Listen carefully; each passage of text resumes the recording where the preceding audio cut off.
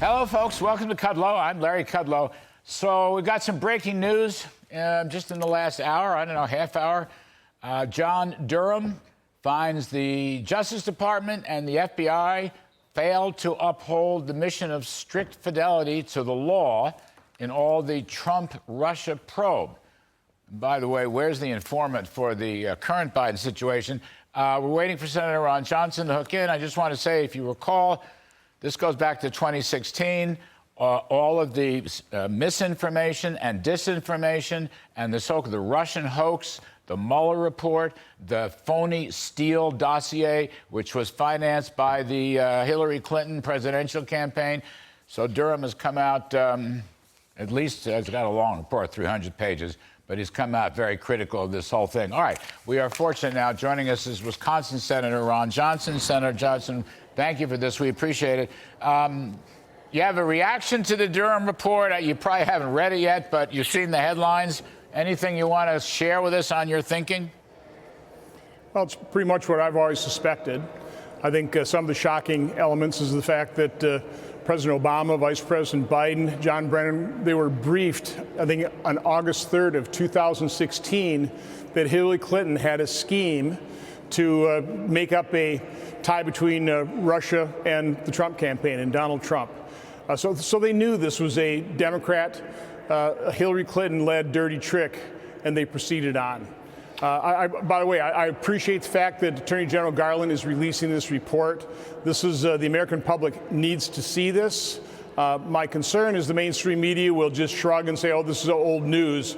This will be, I think, explosive news when we find out how, for example, that the FBI investigation lacked predication. Now, this is in complete contradiction to what IG Horowitz said, that he thought he felt that there was predication. I never agreed with that, but I'll also remind you that in that FISA report, they redacted footnotes that completely contradicted the FISA report when Bill Priestley said that the FBI had no idea that the Steele dossier contained Russian disinformation. The footnotes completely contradicted that.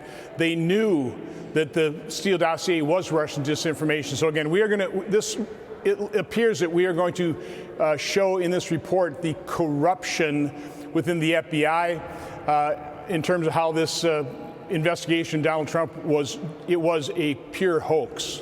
Didn't the FBI, Senator Johnson, didn't the FBI just take this Steele dossier, which was completely phony, was financed by the Clinton campaign, but basically the FBI took this and drove it, jammed it down everybody's throats, the FISA courts, the mass media, the impeachment hearings, all this phony Russian hoax stuff that plagued Donald Trump really throughout his administration? Wasn't it the FBI that just jammed this down? And wasn't it a bunch of liberal lefties inside the FBI who jammed it through?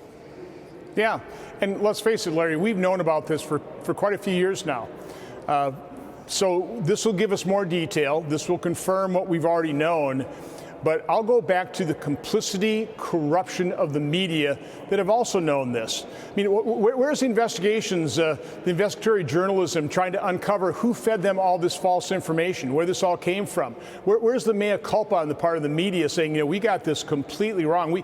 We dragged America through this political turmoil for the entire Trump administration. It was all based on a lie. It was all based on a lie. This is outrageous.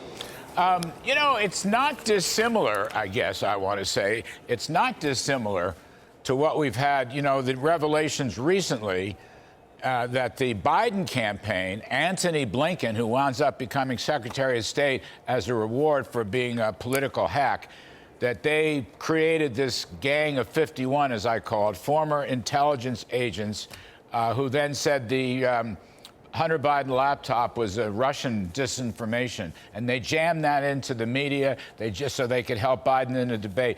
But it's very similar. This is now not the FBI. This is more the intelligence community, although I think FBI people were part of the Gang of 51. But this is another Democrat dirty tricks, basically, was it not?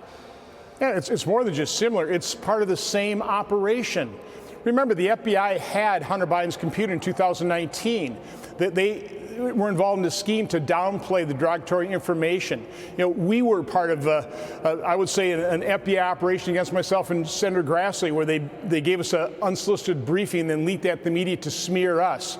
All during our investigation, we were being accused by Democrats and the media of soliciting and disseminating Russian disinformation. It was all completely false, and yet that was the narrative that carried the day. So, Larry, this is just one continuation of the FBI exonerating Hillary Clinton. Remember that the exoneration memo from James Comey that was edited multiple times about the FBI. The same cast of characters came over and did the Crossfire Hurricane, the Russian hoax, and then you had the FBI sabotaging the revelation that Senator Grassley and I had in our report, plus the Hunter Biden laptop, and then that bled over into the intelligence community. So to me, this is the same group of insiders inside federal law enforcement, the FBI, Department of Justice, our intelligence communities.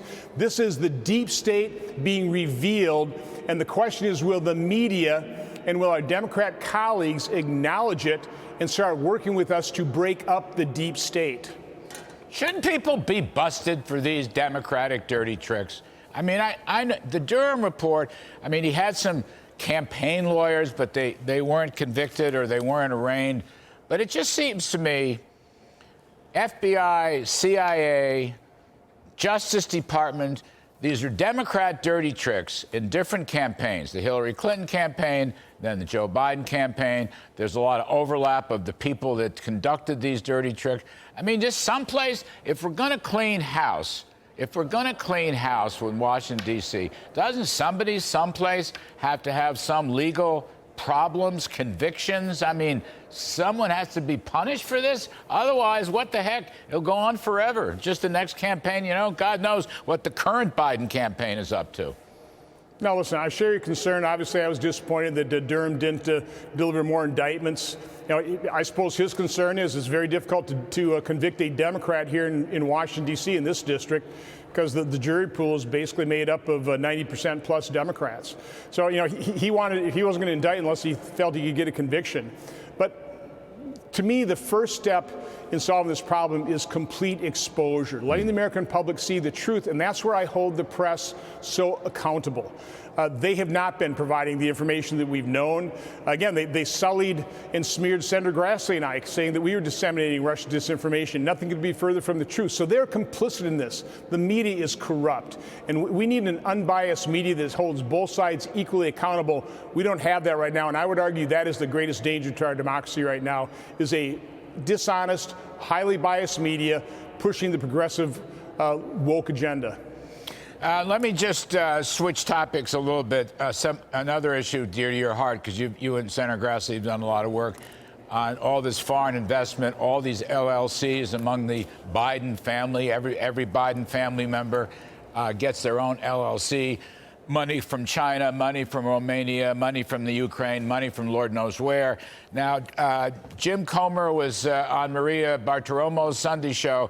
He said he can't track down the top informant in the Biden probe, potential bribery probe, potentially pay to play from a foreign national, but his top informant is nowhere to be found. What does that mean? Where's this going to lead? How's this going to stack up now? Yeah, well, I'm concerned about that, but I will say that I don't know what more evidence the American public needs. Now, I realize because of corrupt media, most of this evidence has not been broadcast, so that most Americans are not aware of the complete moral bankruptcy and moral depravity of the Biden family. And that's what we're talking about here. We gloss over the fact that Hunter Biden was spending tens of thousands of dollars paying for women who were sex trafficked. And then Biden offered to pay $100,000 of his expenses during that same time period. We've got a president of the United States has a granddaughter, won't even acknowledge her. That is just morally bankrupt. So this is a corrupt family. It's obvious. It was obvious ever since Senator Grassley and I issued our report. We showed all these financial transactions, millions of dollars. We showed diamonds being given. We saw the potential money laundering. We laid out all this complexity of their LLCs. But the media, again, just labeled all that Russian disinformation and walked away from it. Trouble is, seems to me, and I agree, the other evidence is now proliferating, all these suspicious accounts from the Treasury Department and so forth. But Biden himself, as vice president and maybe as president, has not yet been clearly fingered. The so-called bribery allegations, pay for play by national, affecting some kind of policies, hasn't, that last step or two, Senator Johnson, we haven't really fingered him. And I don't know how important this informant is. I don't know if there's anybody else that could do it, but it seems to me that's going to leave a very big missing link. Well, we need all the bank records. I know James Comer hasn't been able to get all the bank records. But let's face it, criminals hide their criminal activity. They don't make it easy for people to uncover their wrongdoing. And so these investigations are painstaking. You've got to, pick at one piece of evidence and try and follow that thread to the next piece. And again, when you've got a complicit and corrupt media that won't report the truth, that shows in terms of all the evidence we already do know of the corruption of the Biden family, but we still elect this guy president, and they're still covering up for him. It's a real issue. One last one, Senator Johnson. We appreciate your time. You're a great friend. You're actually a great personal friend. This business, Joe Biden speaks to Howard University's commencement. Howard is a fine school, historic black college, and says the biggest terrorist threat America faces is white supremacy. And then his DHS secretary, Alejandro Mayorkas, repeats the white supremacy. You've got on the border, which is completely open and utterly engulfed in chaos, as every American knows right now. You've got people coming in from over 100 countries. And they've also tracked some people on the terrorist list have also come across this open border. We could talk about the open border forever, but this business about white supremacy, really? That's the biggest terrorist threat? And by the by, not the economy, not inflation, not the recession, not what's going on in woke schooling and the parental revolt, not the open border where people from 100 countries are coming in, and Biden has to start talking about white supremacy? Really? What do you make of that, sir? So this is a classic tactic of the radical left. Falsely accuse your political opponent of exactly what you are doing. So they go out and tell the American public that Republicans hate you or hate that particular group. We don't. We don't have hate in our hearts. They are the ones that are exacerbating the divide. They're telling somebody that somebody else hates them so that that person hates the other person. They are driving this. And of course, if you want a secure border, if you want a sovereign nation, now apparently you're a racist and you hate those people. Nothing could be further from the truth, but it's the people that are pushing things like DEI, pushing critical race theory. They are the ones that are pushing hate. They are the ones that are dividing this nation. They are the ones that are destroying this country. I'll just say, after your fine summary, go back in time, all right? As a young man, I was there in the 60s.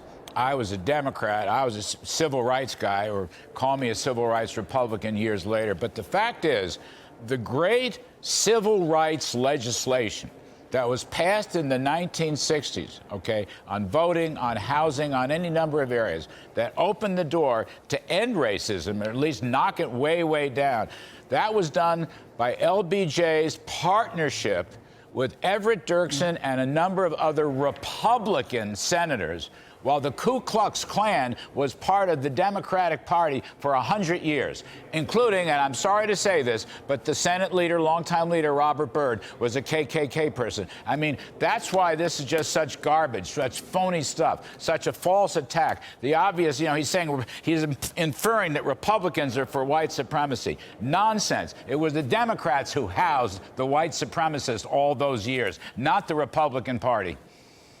Larry, during my lifetime, I've seen discrimination in all of its forms dramatically reduced. We embraced Martin Luther King's call to judge people by the content of their character and the color of their skin. Why not celebrate that success and build upon it? That's not what the radical left's doing. They are saying that we haven't made progress, that it's a lot worse, that we hate people, so those folks ought to hate us. They are the problem. They are the purveyors of hate. Yes, sir. Yes, sir, Senator Ron Johnson. Yes, sir. Thank you for all your time today. Thank you for all the service that you have done, and we'll see you soon.